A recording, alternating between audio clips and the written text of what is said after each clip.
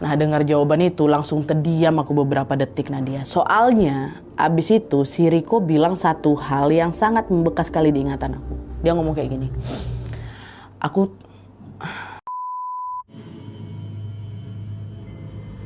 Hai, wassalamualaikum warahmatullahi wabarakatuh. Terima kasih sudah klik video ini. Gimana kabar kalian WE? Semoga selalu sehat, bahagia, dan lancar segala urusannya ya. Amin ya robbal alamin. Seperti biasa di malam ini aku akan menemani kalian lagi dengan membawakan satu kisah horor Wawa part selanjutnya. Kisah kali ini tuh datang dari seorang Wawa yang pernah bekerja sebagai satpam di sebuah perumahan mewah yang ada di sebuah kota. Awalnya yang Wawa jalani ya rutinitas biasa aja, Wak. Jaga portal, patroli, bikin laporan, muterin area yang sepi pada saat penghuni sedang tidur nyenyak dan lain-lain ya kan. Tapi dari semua malam yang pernah dia lewati di tempat itu, Wak, ada satu malam yang bukan cuma bikin dia trauma, tapi juga merubah hidup Wawa untuk selamanya. Penasaran sama kisah selengkapnya? Jadi tanpa berlama-lama langsung aja kita masuk ke ceritanya ya.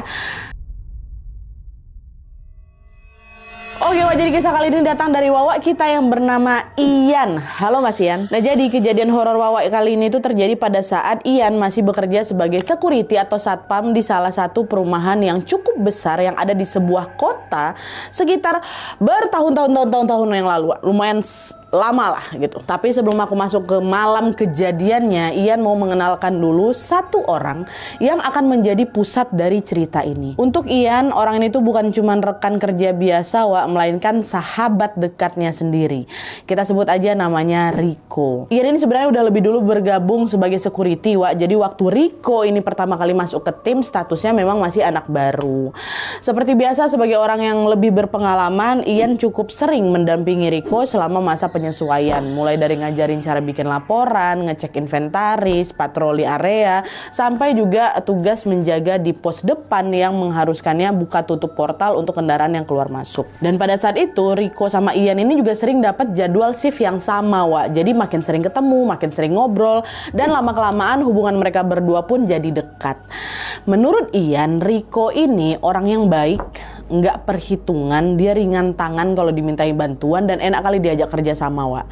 Dan yang bikin Ian ini makin salut lagi sama si Riko ini termasuk orang yang rajin nabung gitu loh. Kehidupannya irit gitu, jajan dia masih agak tahan-tahan, tapi dia nggak pelit ya. Justru kalau misalnya ngelihat ada teman yang lagi kesusahan, Riko tuh suka bantu gitu tanpa banyak mikir.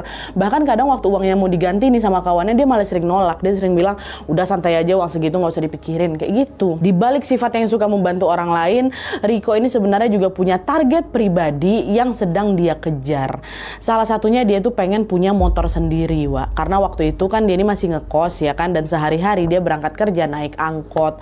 Nanti kalau misalnya kebagian patroli malam tuh, atau memang ada keperluan mendadak, dia tuh sering tuh harus nebeng sama aku atau sama teman-teman yang lain. Nah, kayak gitulah.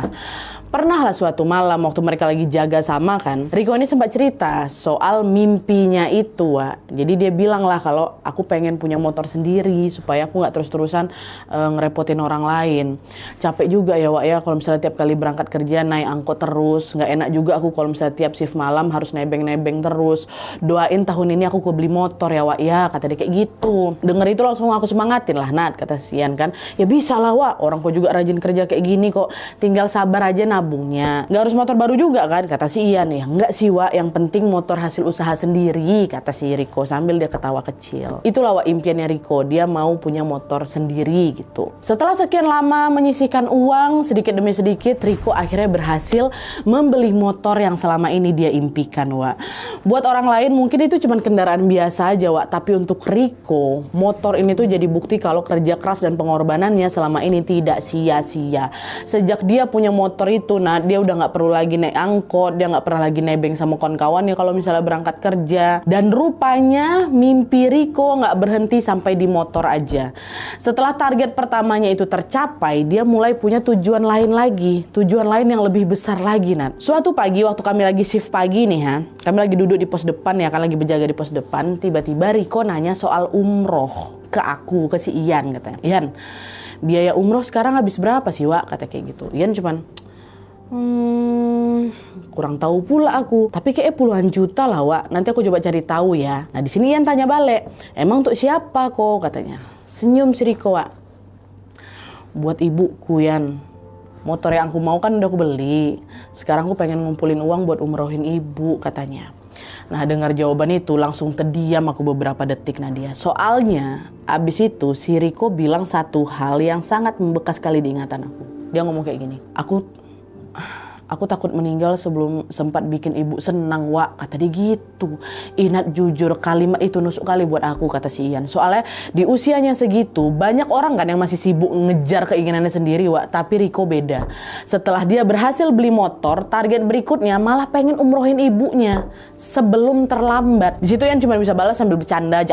Udahlah, jangan ngomong yang aneh-aneh dulu. Kau umur kita masih panjang kok. Bisanya kau hitung umpulin duit. Gak usah ngomong soal terlambat. Bisa tuh, kayak gitu. Riko cuma ketawa. Iya sih, Wak, tapi kan namanya hidup nggak ada yang tahu. Udah aku ketawa aja sambil ku tepuk bahunya. Salut aku sama kau Yan. Kok ku doain cepat kumpul duitnya ya, katanya. Oh ya, makasih ya, Wak ya, kalau misalnya ada info kasih tahu aku. Aman tuh, kata si Ian. Sampailah pada suatu hari, beberapa hari kemudian lah, Riko sama Ian ini kebagian jaga malam. Tapi malam ini mereka beda pos jaga, Wak. Riko di pos 1 bersama Danru atau Komandan Regu namanya Pak Eko. Sementara Ian atau Wawa di pos 6, pos paling belakang sendirian. Nah, pos 6 ini terkenal jadi pos yang paling sepi dibanding pos-pos yang lain. Letaknya paling belakang residen, dekat sama danau kecil, dan di belakang area itu juga masih ada semacam lahan kosong dan juga hutan bakau. Jalannya memang bisa dilewatin kendaraan, tapi karena lokasinya itu jauh dari area utama residen, suasananya jadi lebih sunyi dan memang jarang ada aktivitas. Apalagi kalau udah malam, Nat. Nah, di sekitar pos 6 itu rumah yang udah jadi juga masih dikit, Nat, di tahun itu ya. Sisanya masih dalam tahap-tahap pembangunan dan ada juga sebagian yang baru setengah jadi. Jadi bisa kebayangkan kalau misalnya malam-malam jaga di sana, itu hawanya memang beda, Nat. Malam itu aku sendirian piket di pos 6. Sekitar jam 1 malam ya, kayak biasalah aku patroli. Ian ini patroli jalan kaki keliling area. Dia bawa senter, bawa HT sama bawa pentungan. Dia jalan lah dari situ. Terus nggak lama Ian dengar ada suara yang manggil nama dia. Ian gitu. Suaranya mirip kali sama suara Riko, Nat. Mirip suara Riko. Cuman anehnya suaranya lebih berat, parau dan lemah gitu loh, kayak suara orang lagi sekarat, Wak. Dah, siapa tuh? Terus nggak lama terdengar lagi, Yan gitu. Karena yakin itu suara Riko, aku langsung carilah sumber suaranya di mana ya kan. Dan ternyata sumber suara itu datang dari sebuah rumah kosong yang memang masih setengah jadi di situ dekat daerah pos 6 lah. Dan juga nggak jauh dari tempat aku berdiri. Nah, pas Ian sorot rumah itu pakai senter yang dia bawa, Ian melihat ada sosok yang bentuknya mirip kali sama Riko lagi berdiri dekat pintu rumah gak jadi itu. Dan beberapa detik kemudian sosok itu pelan-pelan noleh ke arah aku, Nat. Dia tengok aku kan. Riko tuh. Aku yakin memang Riko, Nat. Akhirnya aku panggil, ngapain gue di situ? Kata si Ian. Gak dijawab sama dia. Yang ada sosok ini tuh malah masuk ke dalam rumah itu, rumah setengah jadi itu. Mulai curiga lah si Ian di sini kan. Soalnya saya tahu dia, Riko kan nggak piket di situ, dia piket di depan. Ini kan di area pos 6 ya kan. Ngapain dia tiba-tiba ada di sana? Nggak ngabarin aku pula, nggak nyamperin aku pula di pos 6. Akhirnya Ian masuk lawak mendekat nih buat nyamperin si Riko tadi. Tapi begitu sampai depan rumah, depan nggak beberapa meter setelah pintu lah, sebelum pintu lah, HT-nya bunyi. Nah, yang manggil Pak Eko, si Danru tadi tuh loh, yang satu pos sama Riko di depan. Nah, Pak Eko bilang, "Ya, Nian monitor." "Oh, ya Pak, kau mau nitip makan nggak? Riko mau keluar nih beli makan." Apa nggak merinding aku tuh Pak Eko ngomong kayak gitu.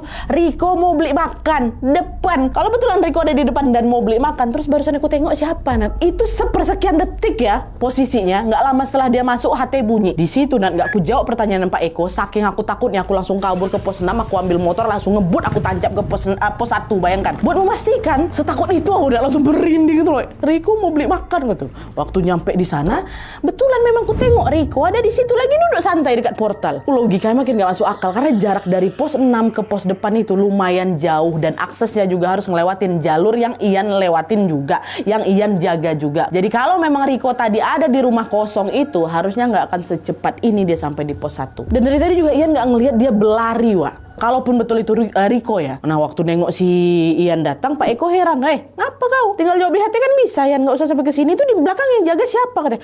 "Oh, nggak apa-apa Pak. Ini memang kebetulan lagi patroli bawa motor aja. Makanya saya sekalian lewat sini. Bolehlah aku nitip makan satu ya, Ko ya. Lauknya kayak biasa. Makasih ya, Ko," kata